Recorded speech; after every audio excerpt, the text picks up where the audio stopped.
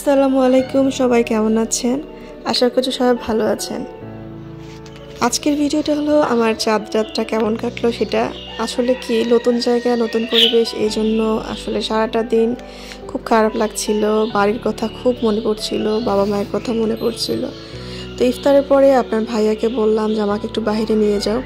তো যেহেতু ওর ব্যস্ততার কারণে শপিং করা হয়েছিল না, এই জন্য ভাবলাম ওর সাথে ওর শপিংটা করে দেই। আমরা কুষ্টিয়া শহরে ওর জন্য শপিং করতে গিয়েছিলাম।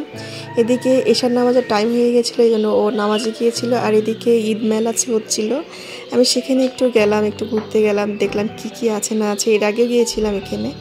তো তারপরে চলে গেলাম ও যেই শপটা থেকে ও ড্রেস কিনে ওর সেখানে গেলাম। সারা দুনিয়া ঘুরে তো লাভ নেই, যেখানে আমরা নিজের পছন্দ মতো কিনি সেইখানটাতে যাওয়াই ভালো আমার মনে হয়। তো যাই হোক, এখানকার কালেকশন আমার ভীষণ ভালো লেগেছে। পাঞ্জাবির কালেকশনগুলোও অনেক সুন্দর। এই পাঞ্জাবিটা তো আমার খুব ভালো লেগেছিল, এটা মনে হয় 5.5-এর মতো। তো যাই হোক, এবার ও কিছু ড্রেস স্টাইল করছিল, শার্ট গেঞ্জি বিভিন্ন যে টাইপের। তো কয়েকটা ওখান থেকে নিয়েছে, আমার খুব ভালো লেগেছে সবগুলো ড্রেসই ওর। তারপরে যাই হোক, এর আগে যেইটাতে গিয়েছিলাম সেটা তো আমার খুব একটা ভালো লাগে নাই। তো আপনাদের চাঁদ রাতটা কেমন কাটলো অবশ্যই আমার সঙ্গে শেয়ার করবেন। এবার চলে যাওয়া যাক, ও শু কেনার জন্য যাচ্ছিল। এই যেই শপটাতে ও সব কাপড় চোপড় কিনেছে তাদেরই এটা জুতোর দোকান। তো যাই হোক, ফাইনালি একটা চুজ করেছি, কিন্তু কোনটা সেটা তো দেখানো যাবে না। তো আমার বরের শপিং শেষ।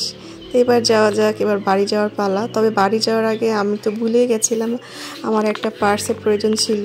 আমার ড্রেসের সঙ্গে ম্যাচিং করে একটা পার্স নিব। তো এই জন্য চলে গেলাম একটা পার্সের শপে।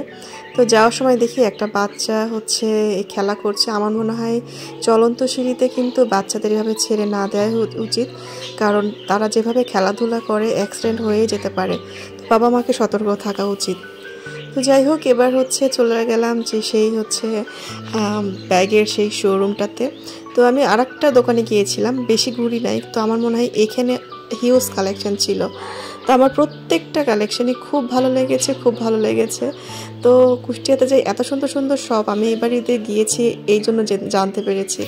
নেক্সট টাইম থেকে ম্যাক্সিমাম শপিংগুলো আমি এখান থেকেই কিনবো। তো যাই হোক, একটা সুন্দর একটা ব্যাগ আমি সিলেকশনও করে নিয়েছি। এবার যাওয়ার সময় ফুচকা মামাকে দেখে তো ফুচকা খেতে ইচ্ছা করছিল, তো এই জন্য ফুচকা খেতে একটু বসে গেলাম।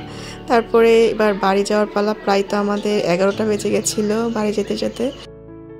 বাড়িতে গিয়ে দেখি আমাদের জন্য একটা জিনিস ওয়েট করছে, সেটা হলো পেঁচা পাখি। এই পেঁচা পাখিটা যে কোথা থেকে এসেছে ঘরে জানি না, আর এত সুন্দর দেখতে, আমাদের দেখে ভয় পাচ্ছিল পেঁচাটা। তো রাত্রে বাড়িতেই ছিল, জানি না কখন আবার বের হয়ে গেছে।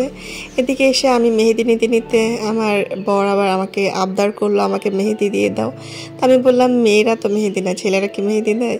যাই হোক, দিয়ে দিলাম। তার যেহেতু শখ হয়েছে আমি একটু নিয়েছি। মেহেদি শেষ করতে করতে প্রায় তো রাত 3টা বেজে গেছিল। তো যাই হোক, একটু আমি টায়ার্ডও ছিলাম, বেশ খারাপ লাগছিল, যা বলার মতো না, ঘুম খালি চোখে। তো যাই হোক, আজকের ঈদটা আপনাদের কেমন কাটবে অবশ্যই আমাকে জানাবেন, আর আপনাদের চাঁদ রাতটা কেমন কাটলো অবশ্যই জানাবেন। সবাই ভালো থাকবেন, ঈদ মোবারক, আল্লাহ হাফেজ।